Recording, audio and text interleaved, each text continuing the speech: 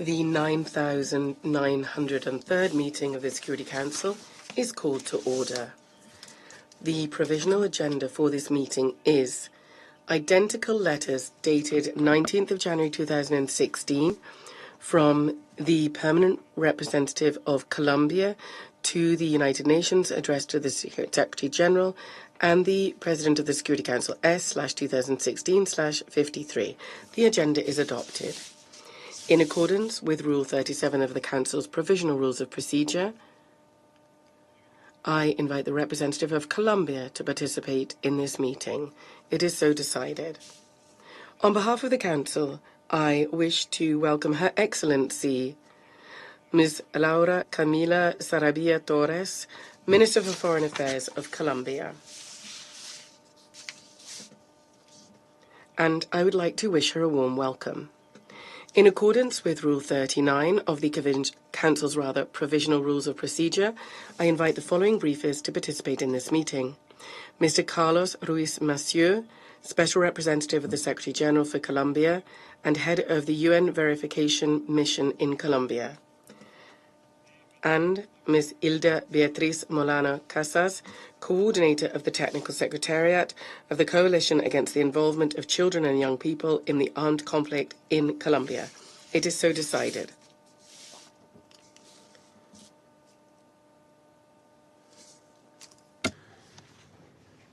Le Conseil de sécurité.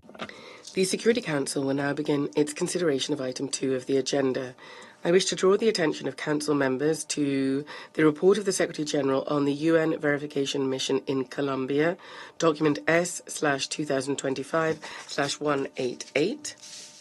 And I would now like to give the floor to the Special Representative of the Secretary General for Colombia and Head of the United Nations Verification Mission in Colombia, Mr. Carlos Ruiz Massieu, and I'd like to wish him a very warm welcome. You have the floor. Monsieur le Président. Mr. President, distinguished members of the Security Council, thank you for this opportunity to update you on recent developments regarding the implementation of the final peace agreement and the ongoing efforts aimed at consolidating peace in Colombia. It is also an honor to be here with the Minister of Foreign Affairs, Ms. Laura Sarabia, and I should like to reiterate my thanks to the Government of Colombia for its continued support and cooperation with the verification mission. I also welcome the participation virtually of Hilda Molano, representative of the Coalition Against the Involvement of Children and Young People in the Armed Conflict in Colombia, COALICO. Child recruitment is undoubtedly a matter of grave concern in Colombia. Mr. President, the Council has last met on Colombia days after the start of the crisis in Catatumbo. This was a major upsurge in violence that drew attention to serious deficits in peace implementation and launched a wide discussion in the country about peace-building strategies. In places like Catatumbo, Cauca, or Chocó, continued violence, insecurity, poverty, and illicit economies underscore how important it is to continue advancing in the implementation of the peace agreement and the transformation it provides for. It is in this context that the latest report of the Secretary General provides with a broad look at the state of implementation of the agreement and some considerations for the future direction of peace policies in the country. As stated in the report, Colombia, despite the many challenges still present, is a changed country today compared to the years preceding the signing of the peace agreement. The agreement brought to an end the largest insurgency in the country, which spanned decades. Conflict indicators, while steadily rising in recent years, due to the expansion of other armed groups remain far lower than during the height of the war. A more inclusive political system has emerged, and instruments were created to enable the country to tackle structural issues such as unequal land distribution and limited presence of the state throughout former conflict-affected areas. The laying down of arms by the former FARC-EP combatants was a historic step in their transition into civilian life. 8 years later, with the support of 3 consecutive governments, reintegration remains a priority, and the vast majority of those who lay down arms, more than 12,000 individuals, remain actively involved in the reintegration process. Looking forward, the priority must be to address the persisting difficulties they face, such as access to land, housing, and assistance to ensure that their livelihoods projects are sustainable over time. Of special concern is insecurity. 4 more combatants were killed since the issuance of the report, bringing the number to 23 this year. I condemn these killings and call again for strengthened protection for them.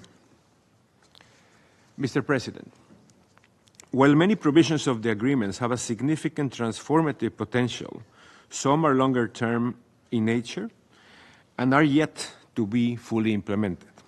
This is the case of the comprehensive rural reform, which seeks to address a long history of inequitable land distribution and rural poverty in conflict-affected regions. Despite the prioritization of the issue by the current government and the progress made to date in land adjudication and formalization, the overall implementation of the reform continues to fall short of the goals outlined in the agreement itself. Illicit economies are intertwined with conflict in Colombia. Solving this problem is necessary for peace to be consolidated. The provisions of the agreement on the problem of illicit drugs have the potential to contribute to these solutions. Yet, the success of instruments such as voluntary crop substitution has been limited, including due to a lack of follow-through by the state with development assistance promised to peasants who voluntarily eradicated coca. It is noteworthy that a revived crop substitution program is part now of the government response to the crisis in Catatumbo, along with the delivery of community projects established under the peace agreement as development programs with a territorial focus, or PEDETs. Mr. President, members of the Council, the peace agreement created an innovative transitional justice system prioritizing truth, restorative justice, and reconciliation. One of its main pillars, the Special Jurisdiction for Peace, launched 7 years ago, has a critical role to play in facilitating the transition from conflict to peace. It has made historic advances in its indictments of perpetrators of the most serious crimes during the conflict. Thousands of victims have participated in its public hearings, where perpetrators have acknowledged full responsibility. Today, the expectations are mounting on the part of victims and Colombian society as a whole for the issuance of its first sentences. In this regard, I welcome the measures announced earlier this year by the jurisdiction to optimize investigations and expedite the issuance of restorative sentences. I trust that the government will step up its preparations to ensure that the conditions under which the sentences will be carried out are firmly in place. As mandated by the Council, the verification mission stands ready to monitor the compliance with the restorative sentences. Señor Presidente. Mr. President, distinguished members of the Security Council, following the laying down of arms by the former FARC-EP, areas of the country that were under their influence enjoyed a period of hope during which their inhabitants were able to experience some of the peace dividends. such as early improvement in the security situation, the arrival of investment in the territory, and new economic activities such as tourism in previously completely inaccessible areas.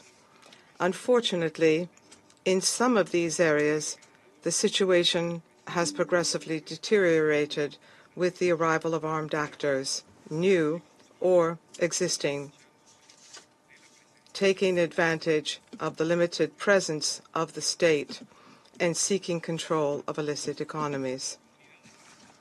The communities in these territories suffer the impacts of actions by these groups and the consequences of living in disputed areas: displacement, confinement, murders of social leaders and former combatants, and the increase in the recruitment of children are serious and unacceptable.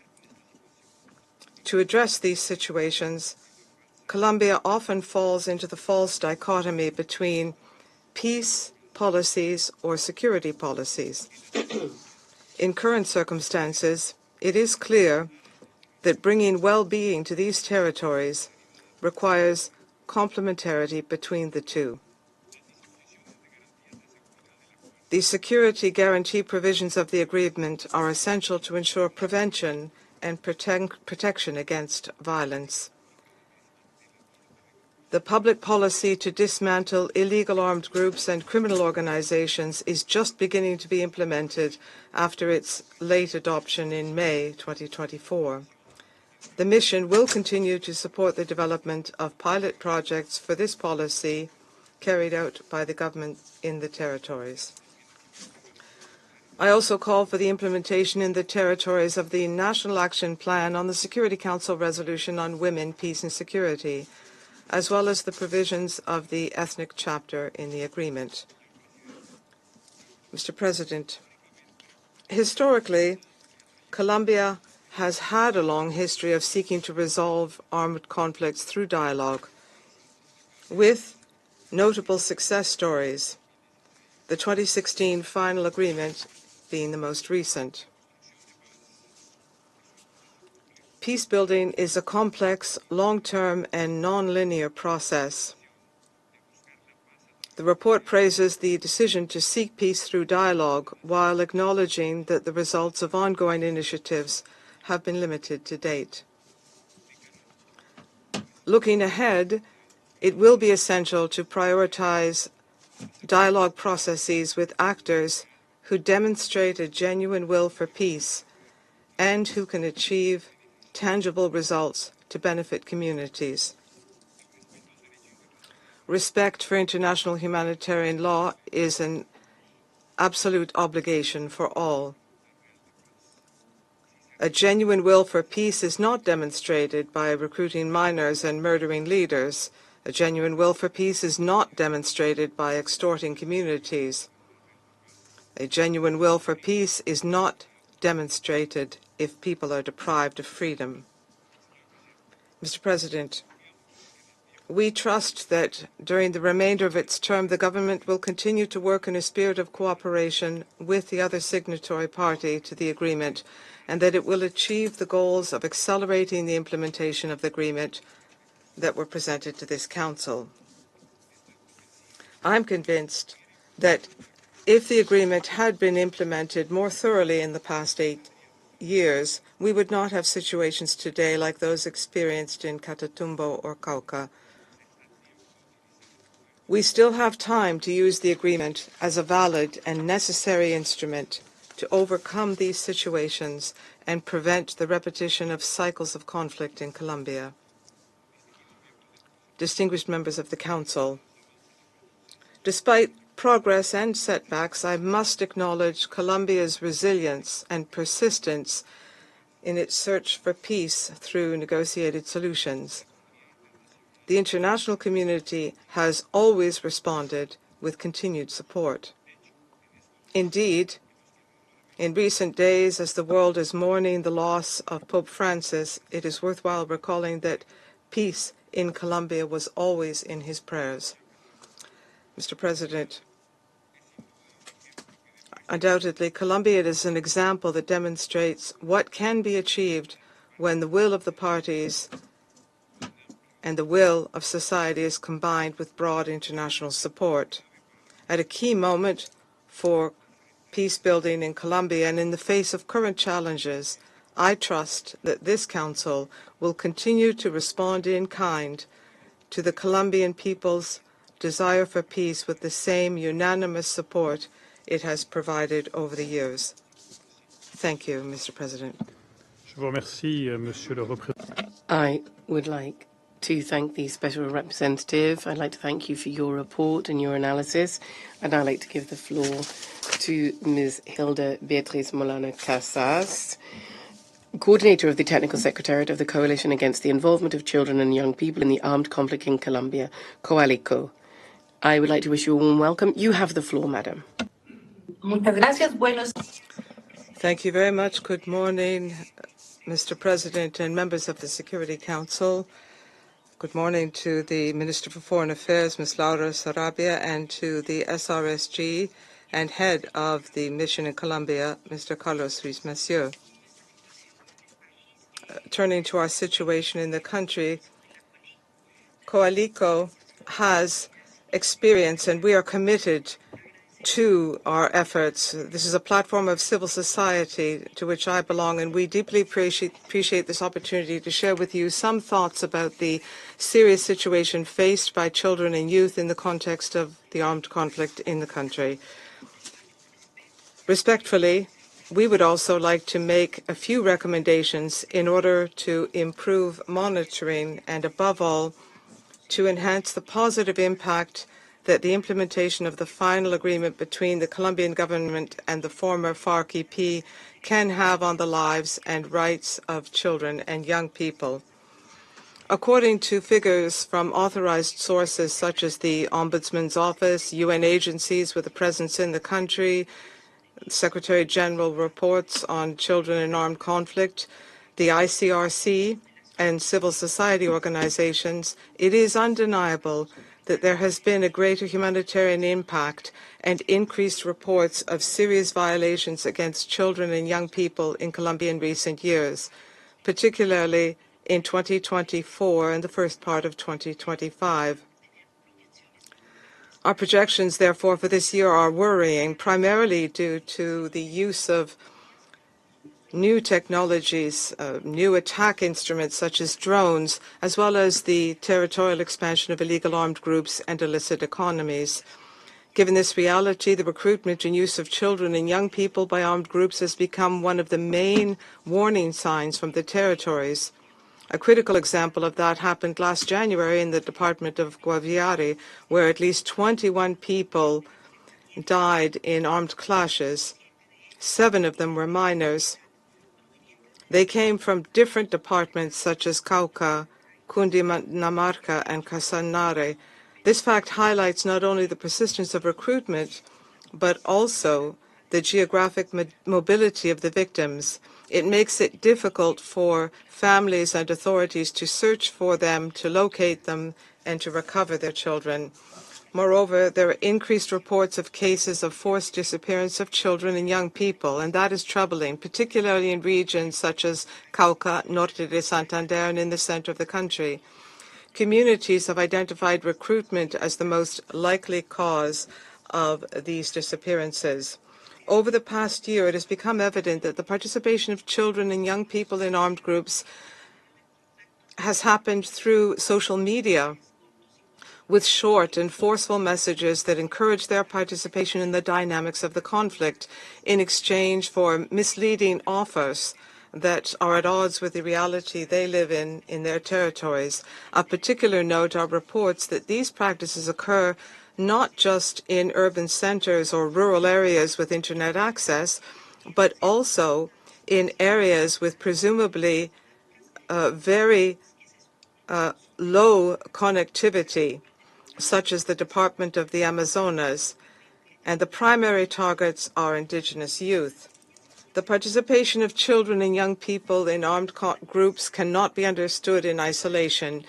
It goes hand in hand with other serious violations such as attacks on education and SEA. In March, for example, armed raids by FARC-EP dissidents in 6 municipalities in the Department of Cauca resulted in the confinement for at least 840 students in Cajibio. They were not able to return home for more than 8 hours following the attack. These situations generate fear, and they directly affect continuity of education to the point that many families choose not to send their children to school. Forced displacement and confinement are also serious violations that directly impact children. The incidents in Catatumbo, Norte de Santander at the beginning of 2025 are an example of how these situations not only violate fundamental rights, but also lead to other violations such as recruitment and attacks on the right to education. Despite efforts by the state, civil society, the international community, and the communities themselves, there are still no effective mechanisms to guarantee a sustained reduction in the recruitment, use, and SEA against children and young people. Serious difficulties persist in providing local care and responding to each case, hence the need to redouble our efforts. In this context, reduced public resources and international cooperation are a cause for concern, and they limit the capacity to respond, particularly in emergency situations in the territories. Civil society organizations essential for directly assisting children at risk and victims have seen their work impacted by this lack of funding and at times by a decline in the political commitment to the children and armed conflict agenda, and therefore we ask the Security Council to take account of the fact that many prevention and response efforts directly depend on the availability of resources and on sustained commitment. In line with the principle of the best interests of the child, which guides the final agreement, civil society organizations recognize the importance of strengthening its implementation in the territories. It is essential to include a clear approach to preventing recruitment and use of children and young people by armed groups. That is a necessary condition to ensure non-repetition. Given an increase in violations against children, we value tools provided by the agreement, such as the Special Jurisdiction for Peace, particularly the progress made in Case 07, which addresses the recruitment and use of children. Recent ruling 005 in 2024 is an important step towards acknowledging responsibility by the former Secretariat of the FARC-EP. This truth, crafted with and for the victims, must be accompanied by institutional actions that address the structural causes of these violations and establish guarantees for non-repetition. I'm continuing to work on the implementation of the peace agreement. This is an opportunity, a real opportunity we have here. Finally, in current and future negotiations between the government and armed groups, we ask the Security Council to prioritize monitoring and promoting the inclusion of concrete commitments to ensure the immediate release of persons under 18 years of age still held by these groups, and to promote clear-cut measures to end all forms of violence against children and youth. If we do not protect our children and our young people today, we cannot break the intergenerational cycle of violence, and we cannot ensure sustained peace. Thank you very much, Mr. President.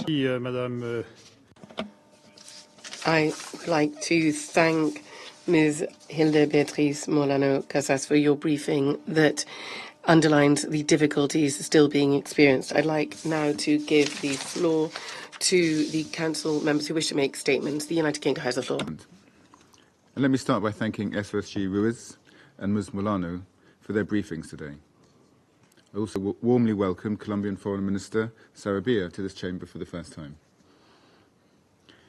The United Kingdom is clear that full implementation of the 2016 peace agreement is essential for lasting peace in Colombia. Last year, following President Petro's intervention in the Council in July, we welcomed the government's announcement of a rapid response plan, which committed to accelerate implementation and deliver real change in the territories most affected by the conflict. Communities in these areas expect the government to deliver on their urgent needs. We welcome Foreign Minister Sarabia's commitment to accelerate delivery of the agreement. This will require a whole-of-government effort, including close coordination with regional and local authorities, and of course Colombia's security forces, so that the impact is felt by local communities. We remain concerned by the security situation in those territories, particularly for women, children and indigenous groups. The violence in Catatumbo is a clear example. We call on the government to strengthen protection measures and safeguard communities. We welcome the launch of the Pact for Catatumbo, and we urge the government to prioritise the security of all vulnerable Colombians through mechanisms already established. This includes convening the Commission for the follow-up, promotion and verification of the implementation of the final agreement and delivery of the Women, Peace and Security National Action Plan published last year. With 23 peace signatories killed this year alone and hundreds displaced, the safety, security and reintegration of all signatories to the agreement remains paramount. President, justice for victims remains at the heart of the 2016 agreement, with its carefully designed system of complementary institutions focused on truth, justice and reconciliation. We call on the Special Jurisdiction for Peace, the HEP, to accelerate its work to ensure the confidence of victims and signatories. To assuage growing doubts about the HEP and its efficacy, now is the time to move forward with the issuing of sanctions and to hold to account those responsible for the most serious human rights violations. The government has an essential role to play in coordinating with the HEP on the implementation of reparative measures.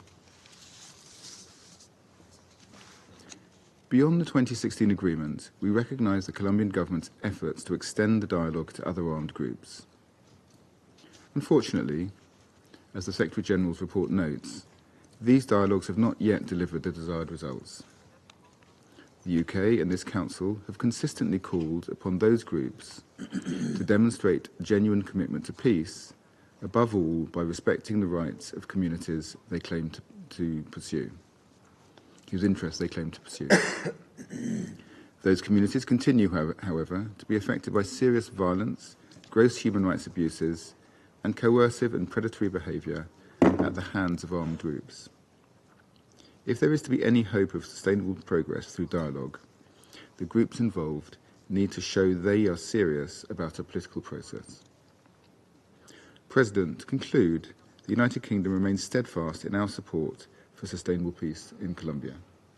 I thank you. I thank the representative of the United Kingdom for that statement, and I give the floor to the representative of the Republic of Korea. You have the floor, sir. Thank you, Mr. President. I extend my gratitude to SRSG Massieu for his comprehensive briefing and Ms. Molano for sharing her perspective as well. Also welcome Foreign Minister Sarabia and Mr. Tovar, representing the High Contracting Party. Mr. President, last January's Catatumbo crisis, which resulted in over 100 deaths, including 6 former FARC combatants, and displaced more than 50,000 people, was the most devastating incident of violence since the signing of the 2016 peace agreement. This incident is seen in part as a consequence of the gap left by the demobilization of FARC following the peace agreement, among other contributing factors. In response to the Catatumbo crisis, the Colombian government has taken steps to strengthen the state's presence by declaring a state of internal commotion and launching the Pact for Catatumbo. However, many of the 170 PDET municipalities designated under the peace agreement continue to require more robust state presence, as they are still influenced by multiple armed groups. It is imperative to prevent crises similar to Catatumbo emerging in other regions. In this regard, the Republic of Korea wishes to emphasize the following points. First, the Republic of Korea welcomes the agreement reached on April 5 between the Colombian government and the Comuneros del Sur, as well as the destruction of 585 explosive devices voluntarily handed over to the authorities. These agreements represent a significant step forward in Colombia's peace-building efforts and marks the first tangible outcome under the total peace policy of the current administration. We emphasize the importance of honoring this agreement in good faith and in a spirit of mutual trust to ensure that it leads to genuine improvements in the daily lives and security of local communities. It is therefore crucial for the Colombian government to heed the lessons of the Catatumbo crisis and ensure that other armed groups do not occupy the space left by the Comuneros del Sur. We also look forward to concrete plans on reintegration, security guarantees, and transitional justice for the demobilized combatants. Second, my delegation commends the Colombian government's strong commitment to comprehensive rural reform and recognize the progress made thus far under the current administration. We hope the government can create critical momentum to accelerate land reform, which remains significantly behind its agreed targets. In addition, the Republic of Korea underscores the importance of monitoring the status of land already distributed to farmers. To ensure that rural reform initiatives yield tangible and sustainable outcomes, it is essential to verify whether the land is being used for illicit cultivation or has been forcibly seized by armed groups. In such cases, proactive measures must be taken to prevent recurrence. To this end, we urge the Colombian governments to revitalize the Commission for Monitoring, Promotion, and Verification of the Implementation of the Peace Agreement, CECIB. We also call on the UNVMC to reflect this issue in the following Secretary General's report. Finally, the Republic of Korea expresses deep concern over the continuing lack in progress on the ethnic chapter and the gender provisions of the peace agreement. In particular, the recruitment and the use of children in indigenous communities, including the sexual exploitation of girls, persists despite various efforts by the Colombian government. We call for immediate cessation of violence, including sexual and the gender-based violence targeting women, Afro-Colombians, and indigenous populations. We also urge the Colombian government to establish and implement concrete strategies for the prevention of child recruitment and the rescue of affected children. The Republic of Korea further reiterates the importance of prioritizing women and ethnic communities in all components of peace agreement implementation. In this vein, we call on Colombian government to further strengthen institutional coordination and revitalize the special high-level body on ethnic people, IANPE, as well as other mechanisms created to support the peace agreement. I thank you. I thank the representative of the Republic of Korea for his statement, and I give the floor to the representative of the United States. You have the floor, sir. Merci beaucoup, Monsieur le. Thank you very much, Mr. President. And let me also thank SRSG Massieu and Ms. Casas for their presentations. The United States will continue efforts to support a durable and lasting peace in Colombia. In 2016, the United States supported implementation of Colombia's peace accords and the UN verification mission in Colombia. In 8 years since the final agreement, implementation of the peace agreement and its ability to address Colombia's deteriorating security conditions remains a work in progress. While there has been advancement in some areas of the agreement, structural issues remain unaddressed and threaten to undermine progress made to date, and in the long run, sustainable peace for all Colombians. There has been a significant escalation of violence from illegal armed groups since the beginning of this year. Excuse me. Violence continues to affect many departments in Colombia. In northern Colombia, In the Catatumbo region alone, it has resulted in over 100 deaths and the displacement of more than 64,000 people since January 16th. The level of attacks against former combatants increased, with 18 former combatants killed from December 2024 to March 2025, up from 5 in the previous 3 months. The United States remains concerned about the potential spillover of violence into other parts of the country. Women and children continue to remain disproportionately at risk as a result of increasing violence. The United States remains committed to protection of women and children in this conflict and condemns the recruitment and use of children by armed groups. The total peace policy has yet to yield measurable results. Armed groups are splintering and misusing talks as an opportunity to expand their control and increase cocoa production. The limited presence of the state in northern areas continues to hinder its ability to reduce violence and illicit drug trade. Illicit economies continue to fuel cocoa production, exacerbating patterns of crime. It is imperative we intensify our efforts to expand economic opportunities for communities and reduce their dependence on illicit crops. The United States remains very cautious about the Colombian government's approach in negotiations with U.S.-designated foreign terrorist organizations and transnational criminal organizations. These entities have not yet demonstrated a genuine commitment to abandoning their illicit activities and seeking lasting peace. It is essential these illicit armed groups show sincere intentions and create concrete actions toward achieving peace. Transnational justice mechanisms are important processes, but need to progress with greater urgency. Past peace processes have made clear having a security strategy is essential to pressure illegal armed groups to negotiate in good faith and to avoid impunity for their abuses. The United States is committed to preventing impunity for criminal acts by terrorists and other illegal armed groups. 8 years into implementation of the peace accords, it is clear more work needs to be done.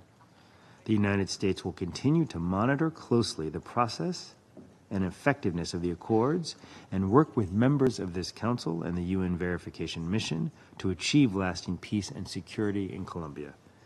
Je vous remercie, Monsieur le Président. Thank you, Mr. President. The President, I thank the U.S. representative for his statement. I give the floor to the representative of Slovenia. I thank Special Representative Ruiz Massieu for his briefing and express my appreciation for his leadership of the verification mission in Colombia. I also thank Ms. Molano for sharing her insights, and I welcome Minister Sarabia to today's meeting.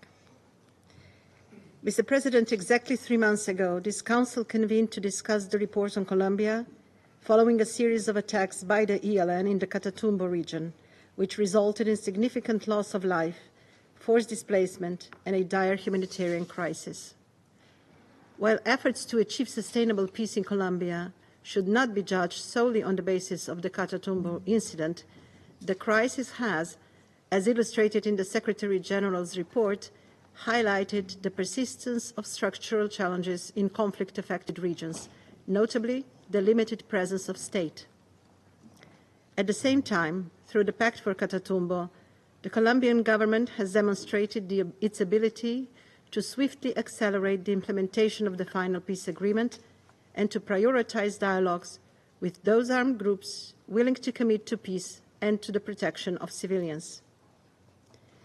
Mr. President, I'd like to reaffirm Slovenia's strong support for the continued implementation of the agreement and, more broadly, for the pursuit of comprehensive peace across Colombia. In this respect, we urge the government to ensure women's full, equal, safe and meaningful participation in all relevant decision-making processes.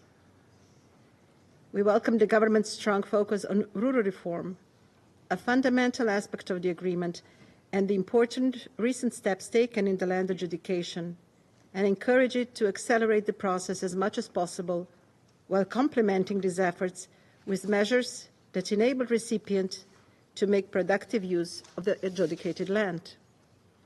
Furthermore, In the anticipation of the first restorative sentences, we underlined the central role of the transitional justice in Colombia's peace process and once again call on the Special Jurisdiction for Peace to expeditiously advance to the next stage of its historic mandate for the benefit of victims and survivors and the resilience of the Colombian society as a whole.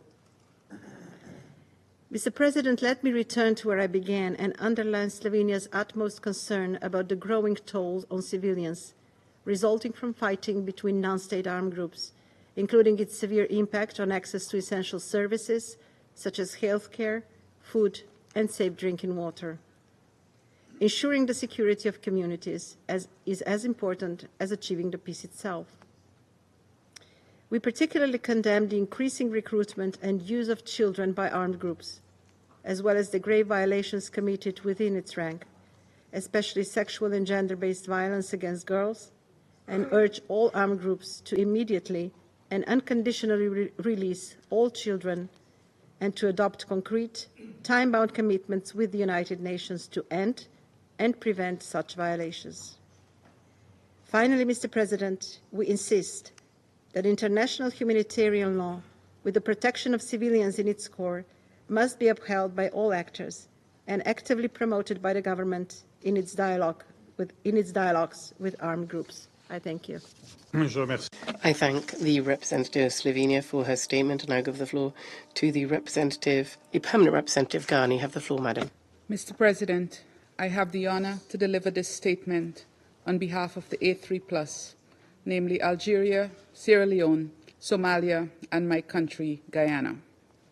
We thank SRSG Carlos Ruiz Massieu for his briefing and commend him and the UN Monitoring and Verification Mission team in Colombia for their invaluable work. We have also listened carefully to civil society representative Ms. Hilda Beatriz Molano Casas, coordinator of the Technical Secretariat of COALICO. We welcome the participation of Her Excellency Ms. Laura Sarabia, Minister of Foreign Affairs of Colombia, in today's meeting.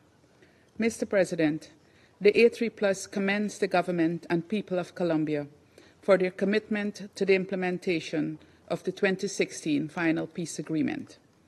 As the agreement is in its 8th year, just over the halfway mark of its duration, it is at a critical juncture.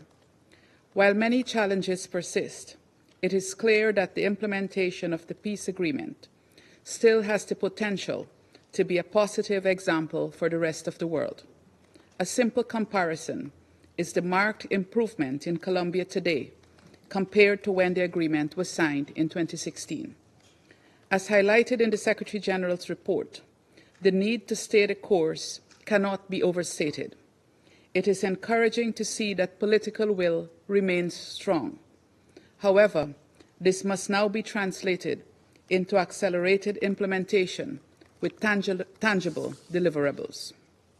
Mr. President, the A3+ takes positive note of the government's continued efforts to prioritize rural reform, foster socio-economic development, and address the problem of illegal economies, but is concerned that they continue to be hampered by limited institutional capabilities and proper coordination, security risks, and budget cuts.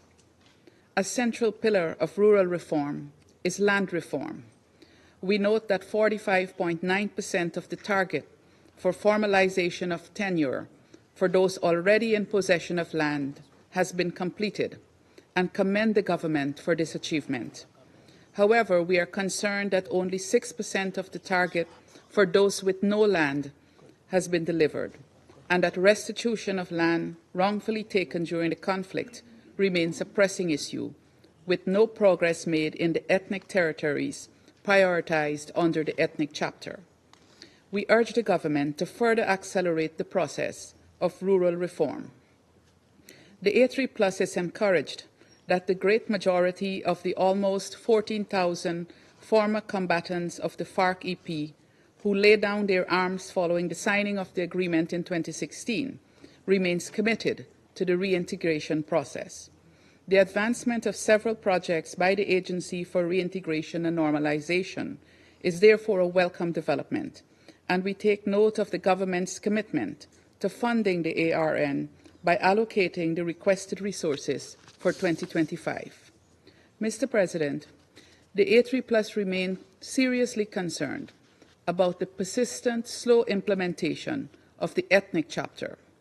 We note that progress on the pact to implement 60% by 2026 remains limited and reiterate our call for effective coordination and for the government to redouble its efforts and to give equal attention to process and tangible results.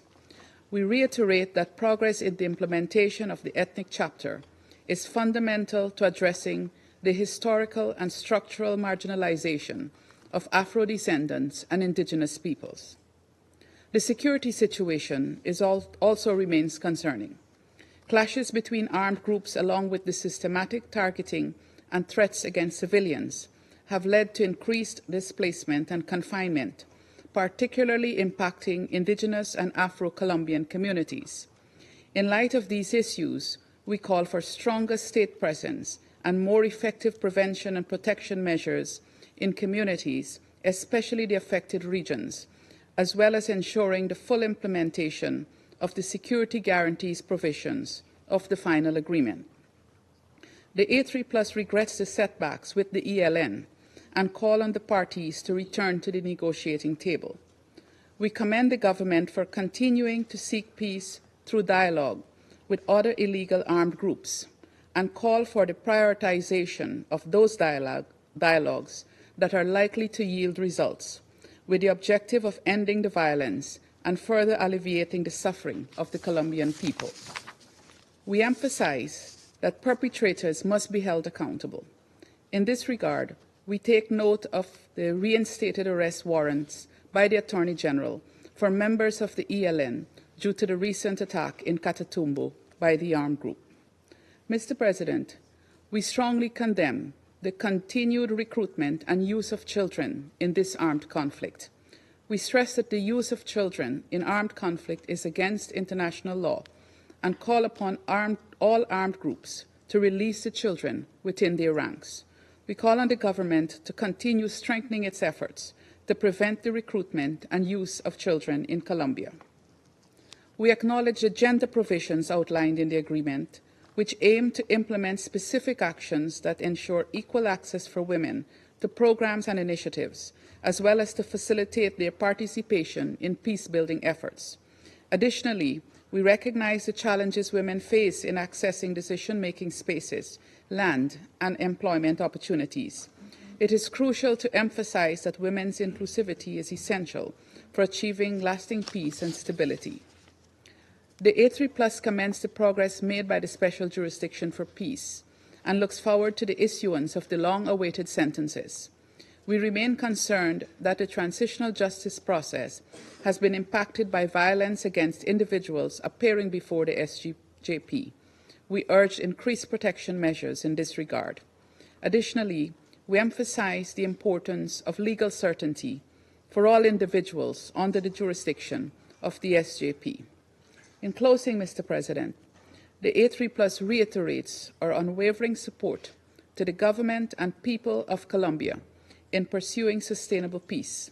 We reaffirm our support for the United Nations Verification Mission, recognizing the significance of their work in ensuring the success of the peace process. We express our gratitude for their dedicated efforts in facilitating the implementation of the peace agreement. I thank you. I thank the permanent representative of Guyana for her statement on behalf of the A3+1. I'd now like to give the floor to Denmark. You have the floor, madam. Let me also thank Special Representative Massieu and Ms. Molano for their briefings today. I also welcome the participation of Her Excellency Minister Sarabia, Colombia's foreign minister, in this meeting. Denmark welcomes the important steps taken by the Colombian government to implement the 2016 peace agreement. The government's focus on comprehensive rural reforms has shown progress, and we hope to see increased coordination and allocation of resources to accelerate implementation. Mr. President, allow me to focus on 3 areas.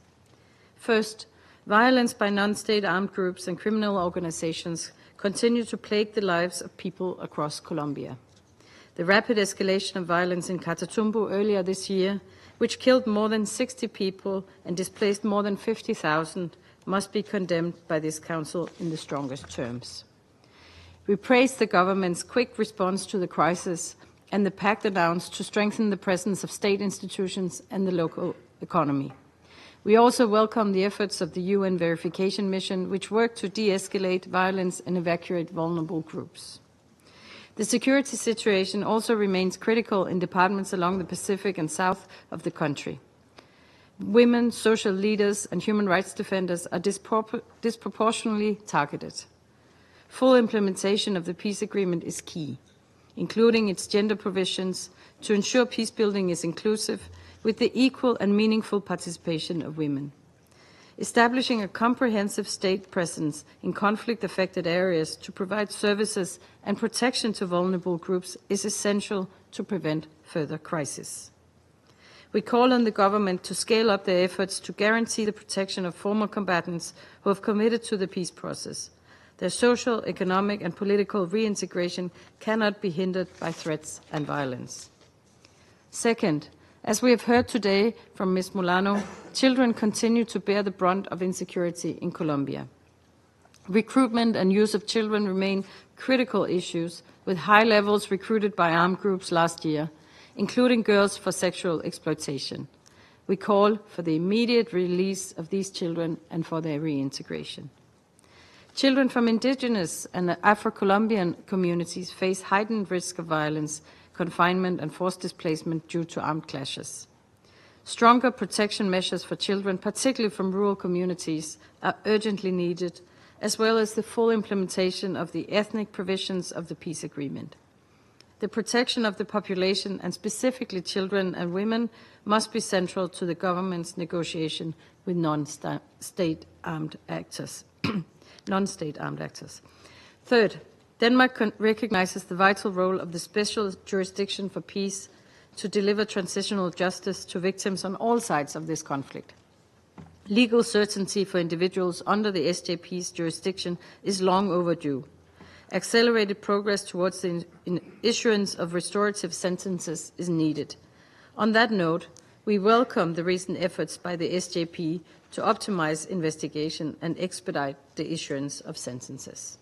Mr. President, in closing, the final agreement remains the key roadmap to build sustainable and lasting peace in Colombia.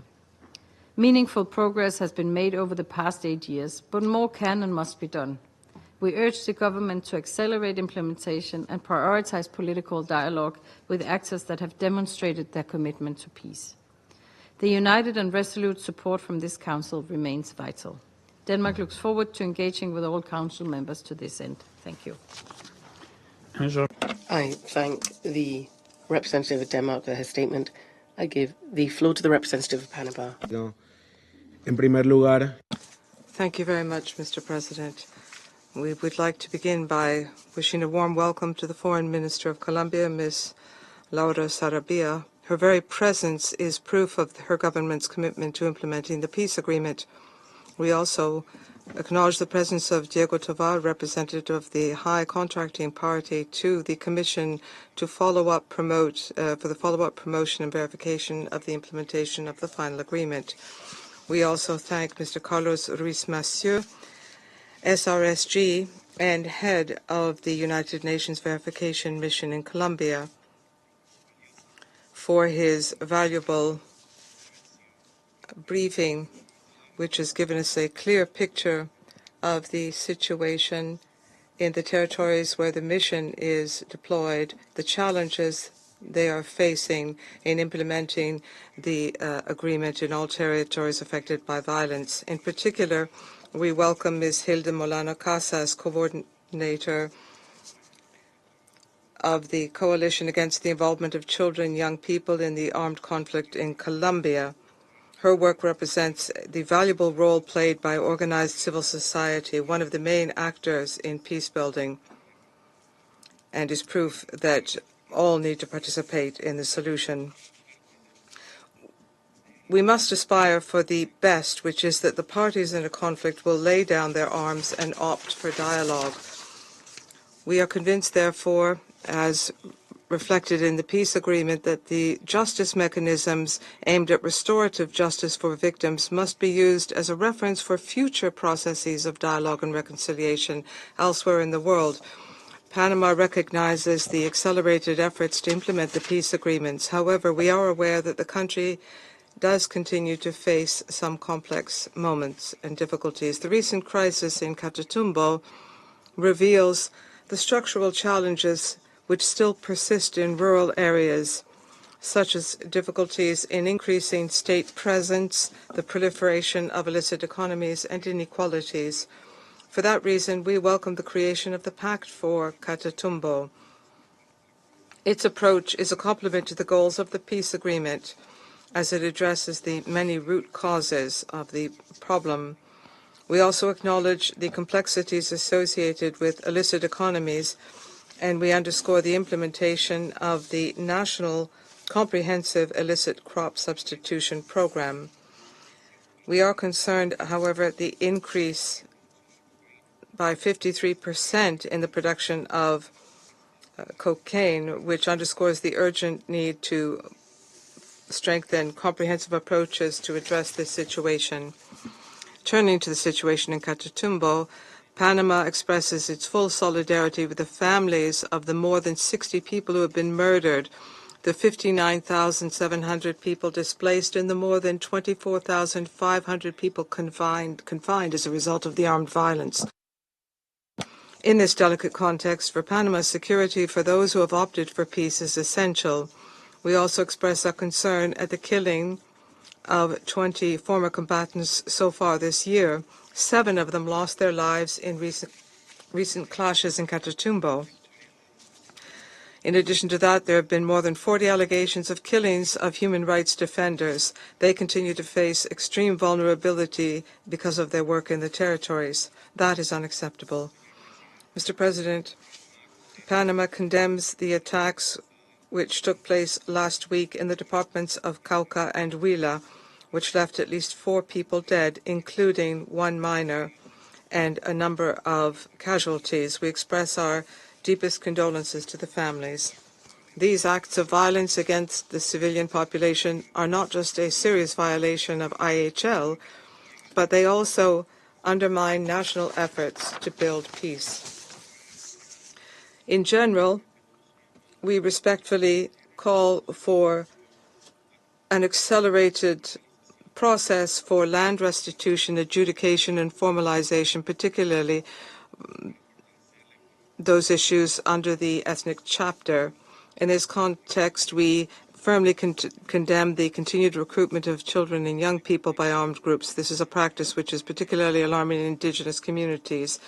Moreover, Panama believes it timely to highlight that the situation continues to be particularly complex. This impacts indigenous women. It has a severe social impact as these women attempt to spare their communities. We believe, therefore, that we should focus on a particularly complex situation faced by female signatories. They are stigmatized because they are former combatants, and in addition to that, they are providing caregiving responsibilities. They face insecurity and structural barriers to access and access to opportunities, which further excludes them and keeps them from being fully involved in peace building. In terms of transitional justice, we reiterate the importance of the special jurisdiction for peace having necessary resources to pursue its mandate. The restorative sentences are essential to guarantee genuine reconciliation in Colombian society and to ensure the rule of law. We underscore the progress achieved with armed groups such as the Comuneros del Sur, recently involved in the process of laying down their weapons. Current dialogue with these groups is essential to move forward in this delicate and complex context. Panama recognizes the readiness of the Colombian government to promote dialogue with a number of actors, and we agree with the Secretary General that these processes must be prioritized, particularly those showing a genuine will for peace, as the SRSG, with regard to the support of 3 consecutive governments, and this administration has shown its political determination to ensure the laying down of weapons and to make Colombia a safe country and to be in full compliance with the peace agreements throughout all of its territories. In conclusion, Mr. President, the crisis in Catatumbo must be seen as an urgent appeal to further accelerate the implementation of the peace agreement. The international community, and this Council in particular, must continue to reiterate our commitment to peace in Colombia, and we also support the verification mission. It should continue to feel its support for its mandate in support of the government in its difficult task. Panama reaffirms its full support of the verification mission and expresses its trust that with the sustained support of the international community, Colombia will continue to move forward towards reconciliation, restorative justice, and lasting peace. Thank you. I thank the representative of Panama for his statement. I now give the floor to the permanent representative of Greece. President. Thank you very much, Mr. President. SRSG, Mr. Massieu, and the representative of the civil society, Ms. Molano Casas, for the informative briefings. I also welcome the presence of Her Excellency Laura Sarabia, Minister of Foreign Affairs of Colombia, and congratulate her on her recent appointment. Mr. President, following the eruption of violence in Catatumbo 3 months ago, Greece commends the Colombian government for its management of the situation on the ground, particularly its emphasis on the protection of civilians and humanitarian response. We also appreciate the government's renewed commitment to the 2016 peace agreement, which we consider the cornerstone of the peace process. In this context, I would like to highlight the following 3 brief points. First, the crisis in Catatumbo tested the limits of the total peace agenda, further underscoring the need for accelerated implementation of the peace agreement. The Colombian authorities' engagement in multiple parallel dialogues, coupled with the continuation and fragmentation of the armed groups, strained government resources. At the same time, the predominantly economic and not ideological motives of the armed group raised concern about their reliability as peace partners. It is therefore essential that political dialogues prioritize actors genuinely committed to the peace process and that the establishment of peace agreements be accompanied by strengthened state presence in the affected territories to prevent power vacuums that could be exploited by rival armed groups. In parallel, the economic development of these areas is of paramount importance. In this regard, we commend the implementation of developing programs with a territorial focus which aim at accelerated rural reform in the territories mostly affected by conflicts.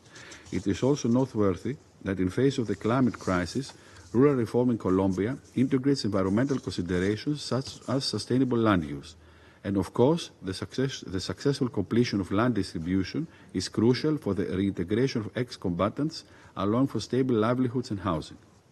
Secondly, the role of transitional government justice in Colombia is a determining factor for the success of the peace process. We are confident that the special jurisdiction for peace will proceed quickly with the issuance of restorative sentences in the following months. Thirdly, the protection of indigenous people and Afro-Colombian populations who are disproportionately affected by the above-mentioned structural injustices is indispensable. In this regard, we call for the acceleration of the implementation of the ethnic chapter of the peace agreement. The recruitment and use of children by armed groups, including of indigenous girls for sexual exploitation, is particularly alarming and must be immediately addressed. In this respect, we appreciate the government's commitment to the Chilean armed conflict agenda, as evidenced by the recent visit of the Security Council CAC working group in Colombia last December. We are also deeply concerned by the killings and human rights violations of social leaders and human rights defenders, as well as by the challenges women still face in achieving full, equal and meaningful participation in peace building and in decision-making position. Mr. President, in conclusion, Greece reiterates its unwavering support to the UN verification mission in Colombia and to the Special Representative of the Secretary General, recognizing their invaluable contributions to promoting the effective implementation of the peace agreement. For our part, we remain committed to supporting the Colombian government in its efforts to fully implement the peace agreement that will ultimately rectify the inequalities of the past. I thank you. I thank the permanent representative of Greece for his statement, and I give the floor to the permanent representative of Russia. Mr. President, We'd like to thank the Special Representative of the Secretary General, Carlos Ruiz Massieu, for his substantive report on the situation in Colombia. We welcome to the meeting the Ministry of Foreign Affairs, Ms. Laura Camila Torres. In our quarterly meetings, we've become accustomed to talking about the peace-building process in Colombia, but the years are passing and the prospects of building genuine peace in that country are still far off. A glaring example of this is the spike in violence in Catatumbo and the worrisome situation in other conflict-affected regions. The current authorities are fully aware of the difficulties of their responsibilities in upholding them as part of the final agreement on peace, and, which is more important, they recognise the problems and are not shirking their responsibilities in terms of overcoming them. The tangible progress in implementing agrarian reform and financing territorial development are important government's achievements, suffice to say, as the SG's report says. During President Petro's presidency, that accounts for 94% of all land redistribution as part of land reform. This is not surprising because the previous administration of Ivan Duque broadly was involved in blatant sabotage of the peace agreements. However, the scale of the work remaining is proven by the fact that the redistribution of 180,000 hectares is just a small amount, just 6% of the final agreement amount of 3 million. Other areas of the agreement, such as the ethnic chapter, remain basically not untouched. Impetus was to be given to state efforts by something that was launched back in October last year, the Rapid Response Plan. We do trust the idea will be fully implemented. One of the most important parameters for the successful implementation of the agreement should be the safety and reintegration of those combatants who've laid down their weapons and opted for civilian life. Unfortunately, in Colombia, this situation has but worsened. Over the past quarter, a record number of signatories to the agreement were killed, and there was a tragic incident just this past weekend. With the non-compliance with security guarantees and the total impunity for attacks on former combatants, opportunities for their full reintegration into public and economic life remain extremely limited. These and other problems should be eradicated in close dialogue with the Comunes Party through the Commission for Follow-up, Promotion and Verification of the Implementation of the Final Agreement. We hope that the work of this important body for the peacekeeping architecture of the country will restart soon. Furthermore, former FARC members still have legitimate concerns regarding the protected transitional justice system. This leads to legal uncertainty and the threat of disproportionately harsh sentences against ordinary fighters or combatants. We note the SJP's transitional measures to improve the effectiveness and pace of its work. We trust that their first judgments will be rendered soon. The implementation of these judgments will be accompanied, according to its mandate, by the UN verification mission. In terms of negotiations with those illegal armed groups that are still there, unfortunately, has seen little progress. We're concerned by the fact that after several years of contacts, the formal peace process of the Ejercicio de Liberación Nacional has collapsed. There's been a suspension of the truce with the EMBF faction as well that had remained in dialogue with the government. However, there was a small but symbolic victory with the start of the disarmament process with the Comunidades del Sur. We hope that these local agreements will provide an impetus to making progress in the process with other larger illegal armed formations and bring them back to the negotiation table. It is clear that the total peace policy has not yet been able to achieve its initial far-reaching aims and needs to be prioritized in order to achieve tangible results before the end of the current administration's term. It's important for attempts to reach agreement with these groups be accompanied by measures to strengthen the government's presence on the ground and to protect the local population and former combatants. We wish the Colombian authorities patience, consistency, and tenacity in achieving their peace-building policy.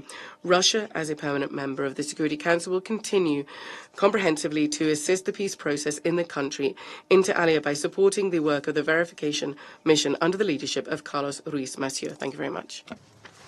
I thank the Permanent Representative of the Russian Federation for his statement, and I give the floor to the Permanent Representative of Pakistan.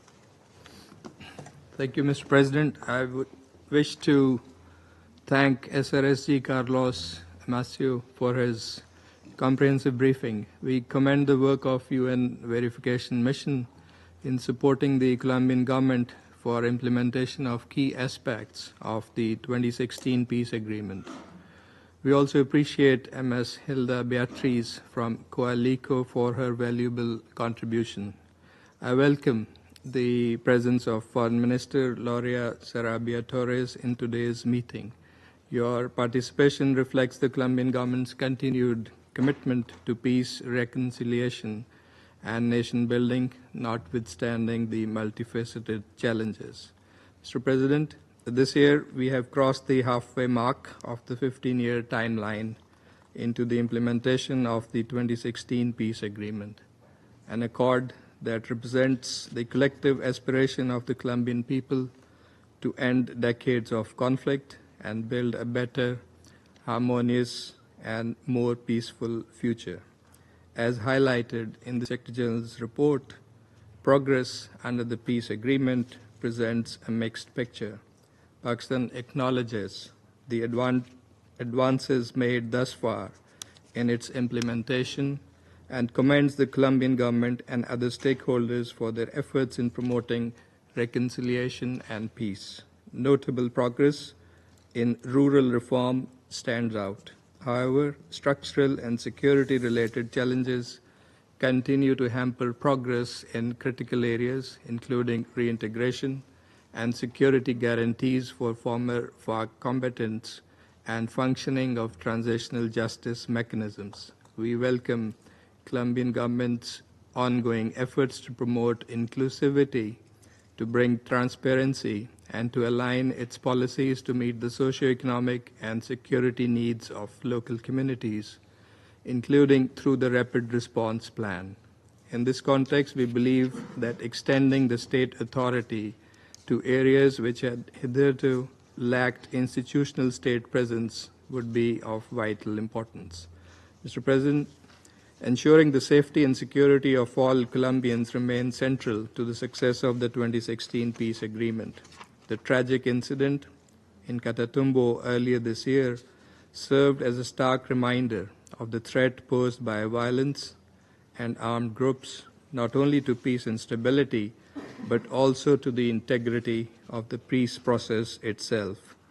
Of particular concern is the continued targeting of ex-combatants and the recruitment of children by these groups, trends that disproportionately affect the vulnerable indigenous and Afro-Colombian communities. We note with appreciation the government's efforts to pursue peace through dialogue. While national policies must be rooted in Colombia's unique context, identifying genuine commitment to peace among armed actors is essential. Such clarity can help the government adapt its strategies and bolster public confidence in the peace process.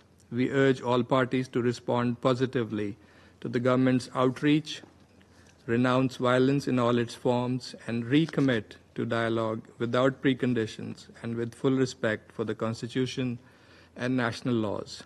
Mr. President, my delegation also looks forward to tomorrow's discussion in the Peacebuilding Commission.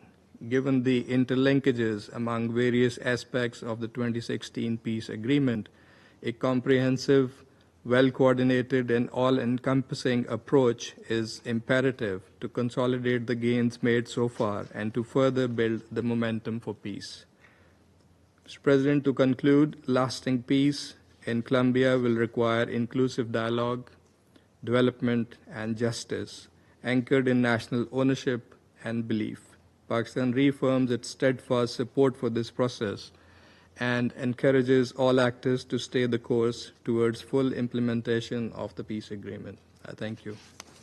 I thank the Permanent Representative of Pakistan for his statement, and I'll give the floor to the representative of China.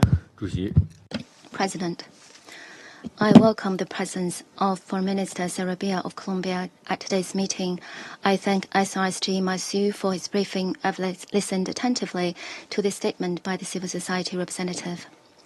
Since the signing of the 2016 peace agreement, the government and people of Colombia have worked hard to advance its implementation, setting an example for peace consolidation and peace building. As the implementation of the agreement enters uncharted waters, difficulties and challenges have gradually emerged. We trust that under the leadership of President Petro, all parties in Colombia will overcome the difficulties and obstacles with renewed confidence and resolve, and ultimately achieve stability, peace, and development throughout the country. I'd like to make the following points. First, stay committed to promoting the peace process.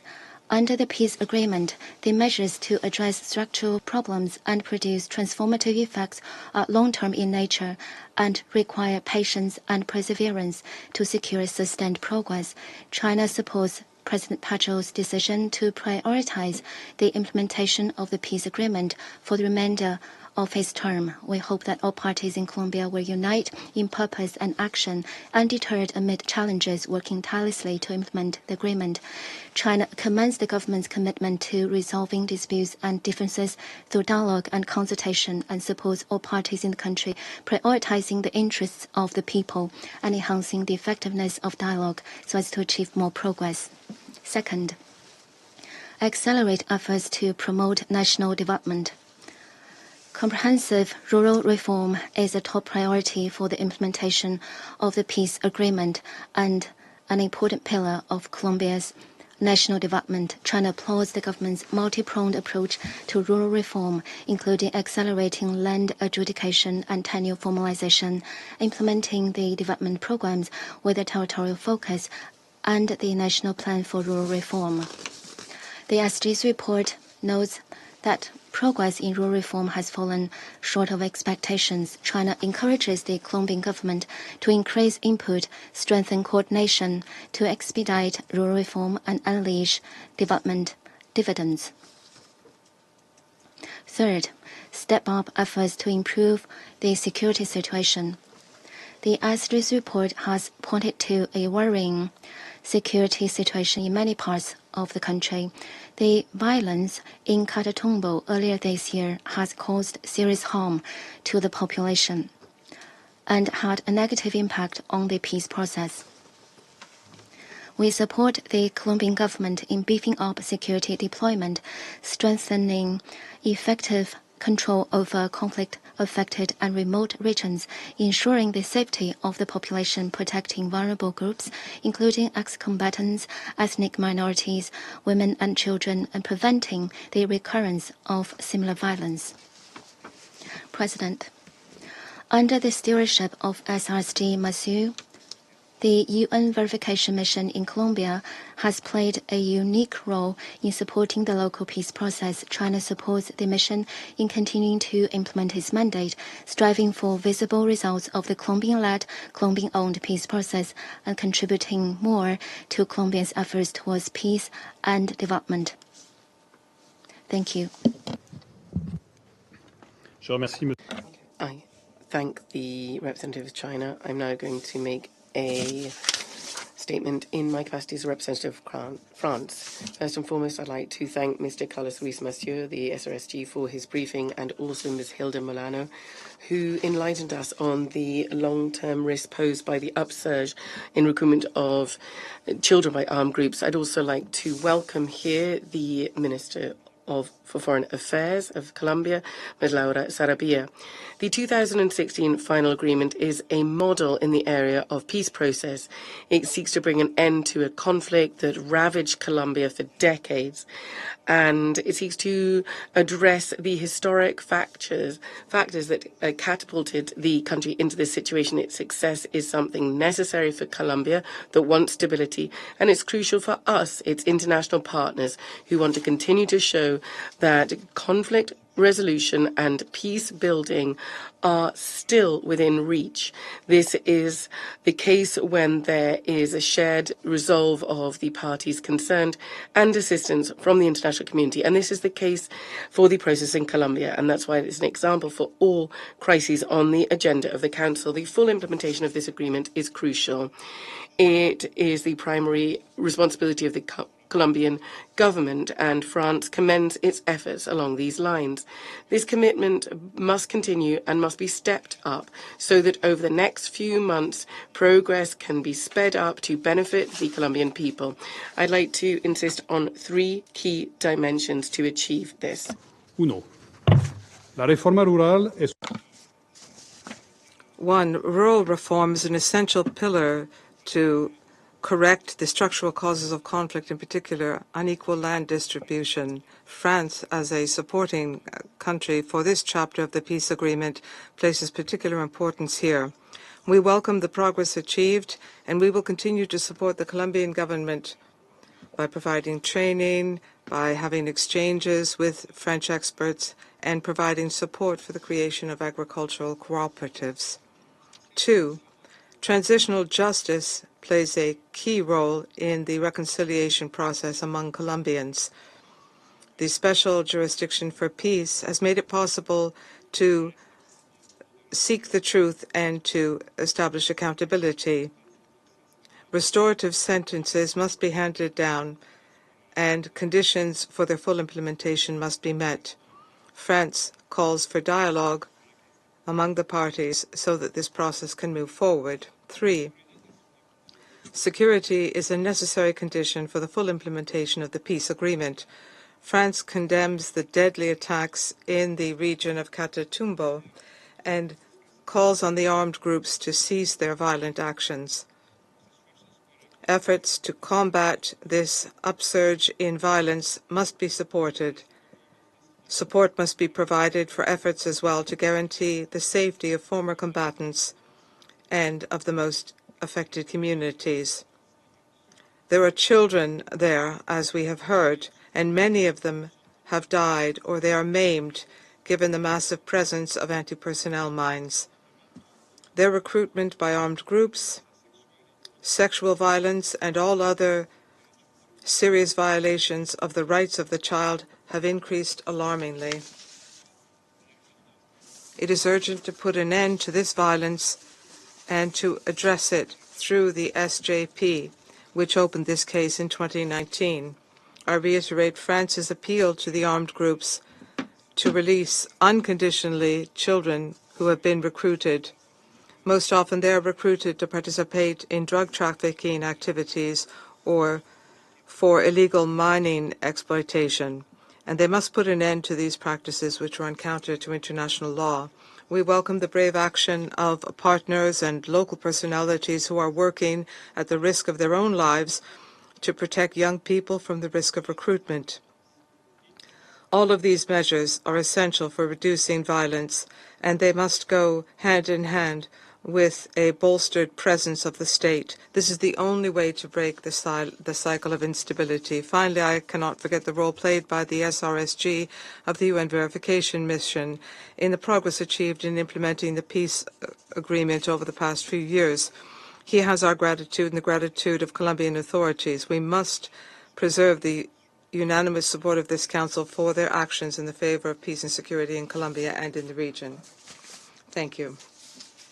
I now resume my function as President of the Council, and I have the honor to give the floor to Her Excellency, the Minister for Foreign Affairs of Colombia, Ms. Laura Camila Sarabia Torres.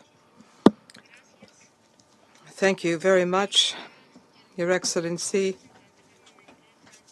I thank the representative of France and President of the Security Council, Mr. Carlos Ruiz Massieu, SRSG, and head of the UN Verification Mission in Colombia.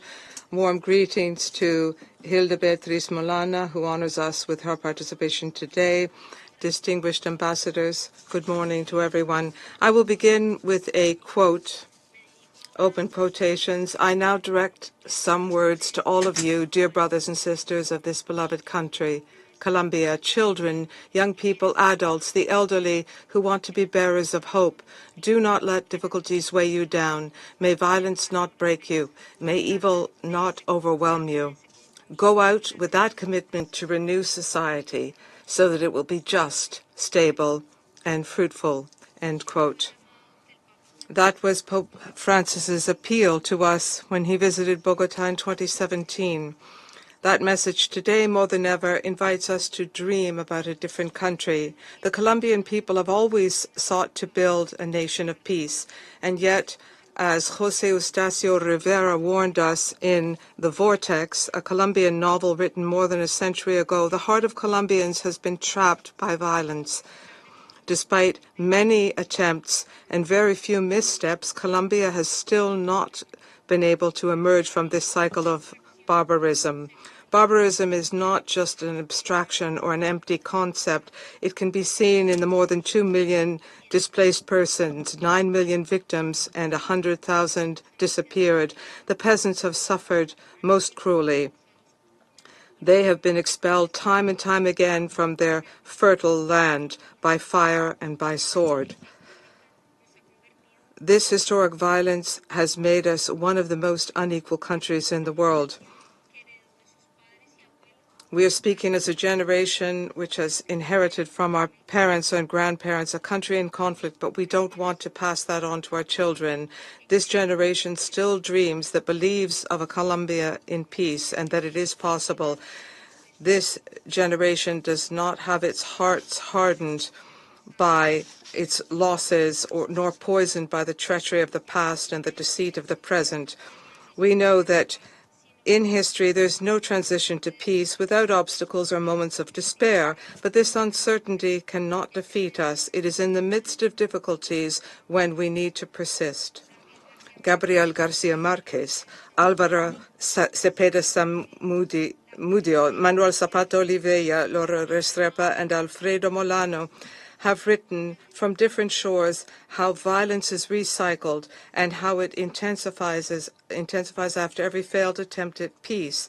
Peace is not a dispute between governments or parties, nor is it an ideological struggle. It is an existential question for the Colombian society.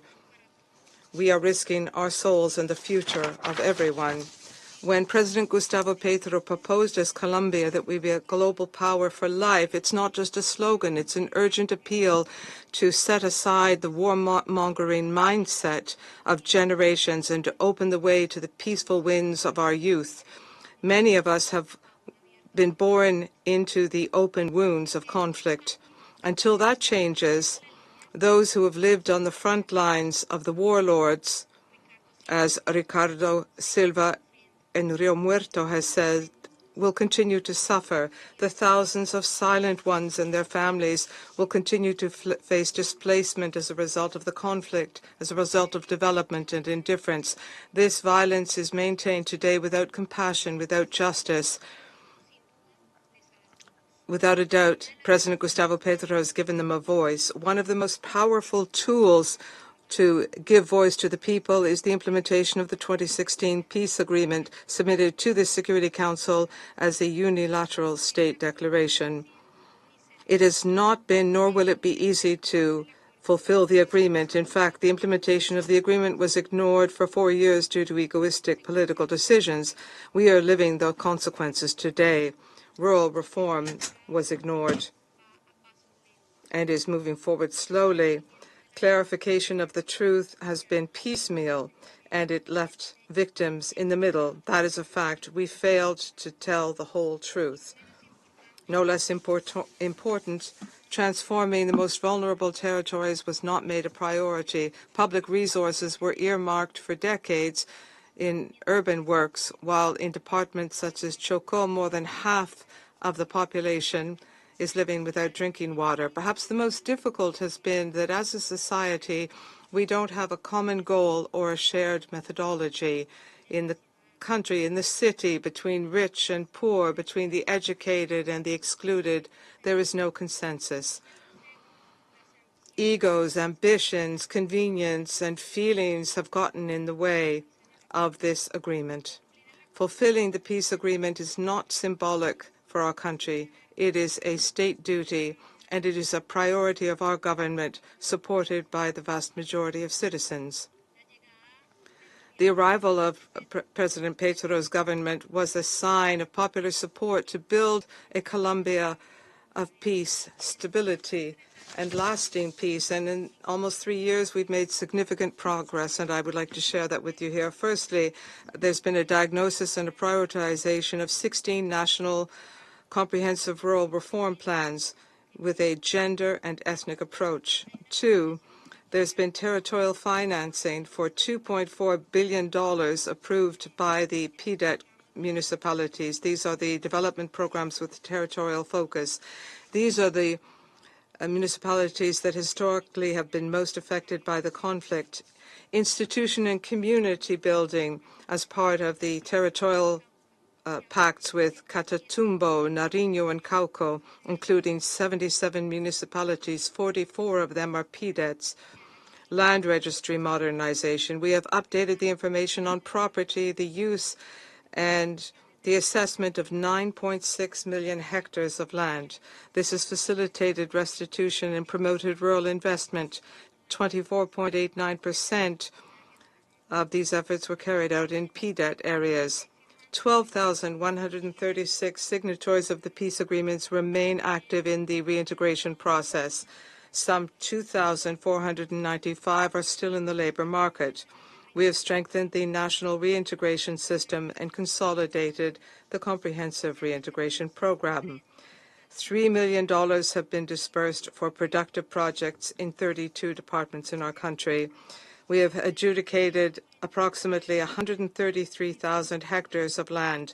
94% of them were handed over during this government, and we have formalized 1.2 million additional hectares. Important progress has been achieved in talks with the group known as EMBF and with the Comuneros del Sur in Nariño, working towards disarmament. Between 2018 and 2023, in the most excluded municipalities, rural poverty was reduced by 14.9%. Political participation for peace is seen as an alternative to mandatory military service, and this has promoted the civic participation of young people in social services, including the voluntary eradication of illicit crops. And finally, but equally important, evaluation and planning. We revised and updated the framework for implementing the agreement, and we introduced more than 100 technical adjustments and established 70 new follow-up indicators. The National Planning Department and the Ministry of the Interior have been and will continue to be guarantors to ensure compliance with these territorial pacts and for territorial transformation. We want to continue to pursue the social projects for change, voluntary crop substitution, putting the land in the hands of the peasants. This will ensure peace and avoid money laundering and military control. In many departments, historically, they have been zones of conflict, and they are now working towards peace, and we are asking them to stay the course with us. Their continued assistance will make possible what many thought impossible. It will strengthen Colombia, and we will become a genuine laboratory of peace for the entire world. We still have pending debts and challenges, which many of you have highlighted this morning. For example, safety for the peace signatories. Violence by armed groups has increased in some regions, and regrettably, these signatories have been caught in the middle of this violence, which threatens to engulf Colombia in more years of unrest. And unfortunately, violence continues to rob many Colombians in our country of their dreams, and their children are paying the consequences, irreparable consequences. I could continue by mentioning the many challenges which we face as a country, but there is hope among Colombians. That remains intact. The hope of Cauca, Nariño, hope in Catatumbo, and above all, hope in a second chance for Colombia. The crisis in Catatumbo is an urgent appeal for the implementation of the peace agreement. We are deeply grateful to the international community for support, in particular the United Nations in Colombia. Grateful to Carlos Ruiz Massieu, head of the UN verification mission in Colombia, and to this entire Security Council as well. For 8 years, you have expressed your firm support and unwavering support for peace in our country. Your support has been essential for keeping alive the spirit of the agreement and promoting strategic projects in territories in order to provide relief to the most vulnerable victims of conflict. Colombia would like to see peace institutionalized, not the power of weapons. And those who persist in violence should have a firm and fair response to be carried out by a democratic state of law. And for that reason, President Petro has drawn a clear roadmap prioritizing dialogue to generate tangible results, to transform lives, and to spread peace throughout the territories. We're not just going to talk for the sake of talking, but we want to see a real process of change.